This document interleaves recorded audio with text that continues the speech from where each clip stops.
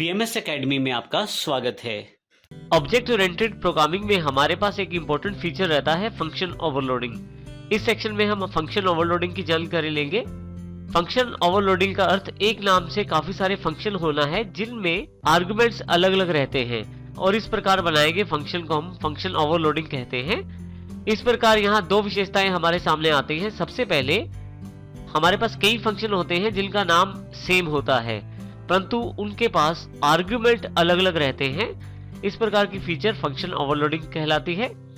Function overloading कभी भी हम रिटर्न डेटा टाइप के द्वारा प्राप्त नहीं कर सकते, अर्थात रिटर्न डेटा टाइप चेंज करने से हम फंक्शन लोडिंग प्राप्त नहीं कर सकते।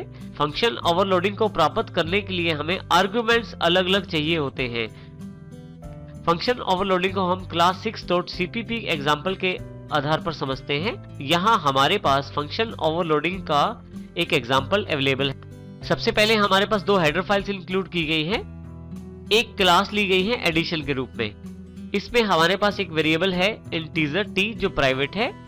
इसी तरह से पब्लिक एक्सेस स्पेसिफायर के अंतर्गत हमने तीन फंक्शन लिए हैं, तीनों का नाम ऐड है। यदि आप यहाँ देखें void add, void add, void add, परंतु तीनों में एक अलग बात है, परंतु तीनों में आर्गुमेंट्स अलग अलग हैं। जैसे यहाँ पे दो आर्गुमेंट्स दिए गए हैं इंटीजर के, दूसरे वाले ऐड में तीन आर्गुमेंट्स दिए गए हैं इंटीजर के और तीसरे वाले फंक्शन में चार आर्गुमेंट्स हमारे पास अवेलेबल हैं। इस प्रकार यदि हम फंक्शन का कार्य देखें तो बिल्कुल सेम है तीनों का। सबसे पहले वाले फंक्शन में दो वेरिएबल्स को जोड़कर दिखाया जाता है, दूसरे वाले ऐड फंक्शन में तीन वेरिएबल्स को जोड़कर और तीसरे वाले फंक्शन में चारों वेरिएबल्स को जोड़कर टी में असाइन किया जाता है और टोटल प्रिंट किया जाता है। यहाँ सबसे इंपॉर्टेंट बात यह है कि हमने एक क्लास के अंतर्गत तीन फंक्शन बनाए हैं जिनका नाम ऐड है, अर्थात सेम नाम है और तीनों के आर्गुमेंट्स अलग अलग हैं। इस प्रकार इस एग्जांपल में हमने फंक्शन ओवरलोडिंग को इंप्लीमेंट किया है। फंक्शन ओवरलोडिंग को कॉल करने के लिए हमारे पास यहाँ हमारे पास वर्ड मेन फंक्शन अवेलेबल है जिसमें हमने एक इंटीजर ch लिया है चॉइस के लिए, जिसमें यूजर के द्वारा चॉइस फिल की जाएगी और उसके पश्चात चार वेरिएबल लिए हैं ABCD। अब यहाँ देखें तो हमने यहाँ एडिशन क्लास का एक ऑब्जेक्ट तैयार किया है प्लस। अब हम यहाँ पे कुछ स्टेटमेंट प्रिंट करवा रहे हैं फंक्शन ओवरलोडिंग और उसके साथ यूजर को एक मैसेज दिया जा रहा है, how many numbers do you want to add. User कितने नंबर को ऐड करना चाहता है ये वो इस मैसेज के पश्चात बता सकता है। जैसे यहाँ पे क्या वो दो नंबर्स को ऐड करना चाहता है, यदि हाँ तो एक प्रेस किया जाएगा, यदि वो तीन नंबर्स को ऐड करना चाहता है तो दो, चार नंबर को ऐड करना चाहता है तो तीन, और अगर वो फोर्थ ऑप्शन चुनता है तो एग्जिट हो जाएगा, अर्थात उसका प्रोग्राम समाप्त हो जाएगा। यूजर से उसकी चॉइस इनपुट करवाई जाती है जो सीन के द्वारा ch में स्टोर करवा दी जाती है। यूजर के द्वारा दी गई इनपुट को हमने यहाँ स्विच में पास कर दिया है ch के रूप में।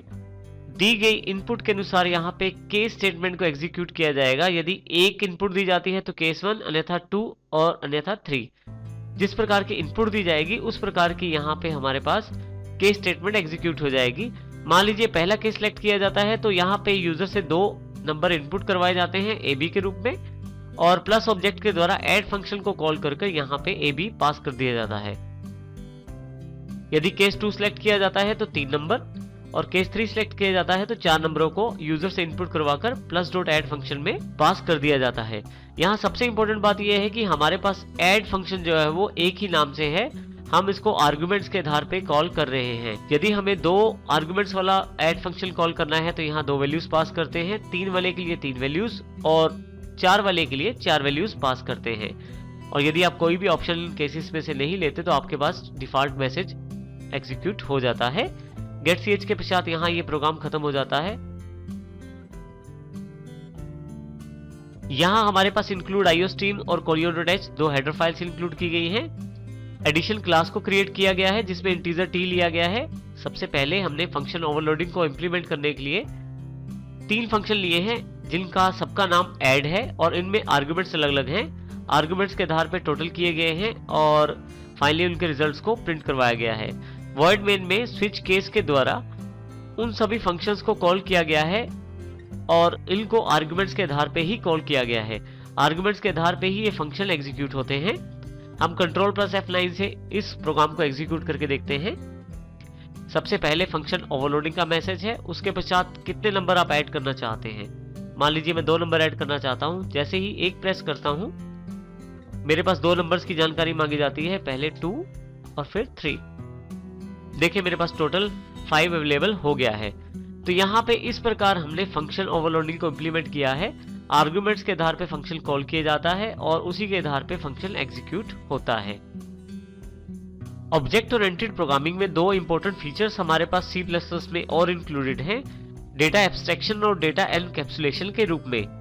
डेटा एब्स्ट्रैक्शन का अर्थ है कि वो डेटा जो इंपॉर्टेंट है और जो एसेंशियल है किसी प्रोग्राम को चलाने के लिए, वो जरूर प्रदर्शित किया जाए, अर्थात उसे जरूर प्रदान किया जाए।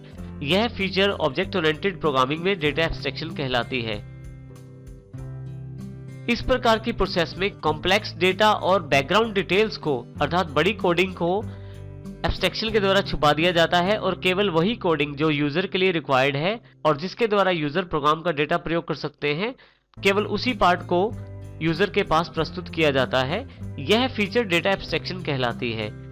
और यदि हम डेटा एनकैप्सुलेशन की बात करें तो वह डेटा जो बहुत ही इंपॉर्टेंट है या जो सिक्योरिटी पॉइंट ऑफ व्यू से इंपॉर्टेंट है, उस डेटा को फंक्शंस के द्वारा बाइंड कर दिया जाता है, बांध दिया जाता है और इस प्रकार उस डेटा को केवल फंक्शंस के द्वारा ही एक्सेस किया जा सकता है। डायरेक्टली हम उस डेटा को नहीं प्राप्त कर सकते या देख सकते। इस प्रकार की फीचर को ऊप्स में डेटा एनकैप्सुलेशन कहते हैं। यदि हम एग्जाम्पल के रूप में देखें तो हमारे पास यहाँ पे जो प्राइवेट एक्सेस स्पेसिफायर होता है वो एक तरह से हमारा डेटा एनकैप्सुलेशन कॉन्सेप्ट को इंप्लीमेंट करता है, जिसके द्वारा हम इन वेरिएबल्स की वैल्यूज को एक्सेस नहीं कर पाएंगे इस क्लास के स्कोप के बाहर। परंतु यदि हम पब्लिक की बात करें तो हमारे पास पब्लिक एक्सेस स्पेसिफायर हमारे लिए डेटा एब्स्ट्रैक्शन कॉन्सेप्ट को इंप्लीमेंट करता है, जिसमें हम उन फंक्शंस का प्रयोग अवश्य कर सकते हैं जिसके द्वारा उन वेरिएबल्स में वैल्यू स्टोर की जा सकती है और उन वेरिएबल्स की वैल्यू को देखा जा सकता है, जैसे यहाँ पे सेट डेटा और शो डेटा। परंतु हम डायरेक्टली क्लास का ऑब्जेक्ट बनाकर प्राइवेट मेंबर्स को नहीं देख सकते, क्योंकि वो डेटा एनकैप्सुलेट किया गया है, प्राइवेट एक्सेस स्पेसिफायर के द्वारा प्रदर्शित किया गया है। इस प्रकार हम डेटा एब्स्ट्रैक्शन और डेटा एनकैप्सुलेशन दोनों का प्रयोग करते हैं C++ में। हमारे पास जो सबसे इंपॉर्टेंट फीचर रहता है जिसके द्वारा हम एक्सेसिबिलिटी डिफाइन करते हैं C++ वेरिएबल्स की या फंक्शंस की, अर्थात किसी क्लास के मेंबर्स की जब हम एक्सेसिबिलिटी डिफाइन करते हैं तो उसके लिए हमें एक्सेस स्पेसिफायर्स रिक्वायर्ड रहते हैं, जिनकी जानकारी हमने पहले ब्रीफ रूप में ली थी। अब हम इनको प्रॉपरली रिवाइज करते हैं। देखिए हमारे पास 3 तरह के एक्सेस स्पेसिफायर्स अवेलेबल रहते हैं, पब्लिक, प्रोटेक्टेड, प्राइवेट, जिसमें हमने पब्लिक और प्राइवेट की जानकारी ली है। अब हम इसको विस्तृत रूप से देखते हैं। यदि पब्लिक वेरिएबल्स या फंक्शंस को उसी क्लास में यूज किया जाए जिस क्लास में उसे डिक्लेयर किया गया है, तो आप एक्सेसिबिलिटी प्राप्त कर सकते हैं, अर्थात सेम क्लास में उसे चलाया जा सकता है। यहाँ पे उसके लिए यस अवेलेबल है। यदि इनहेरिटेड क्लास में पब्लिक मेंबर्स को चलाया जाता है तो वहां पे एक्सेसिबिलिटी प्राप्त कर सकते हैं, अर्थात उसके लिए भी यस है पब्लिक में।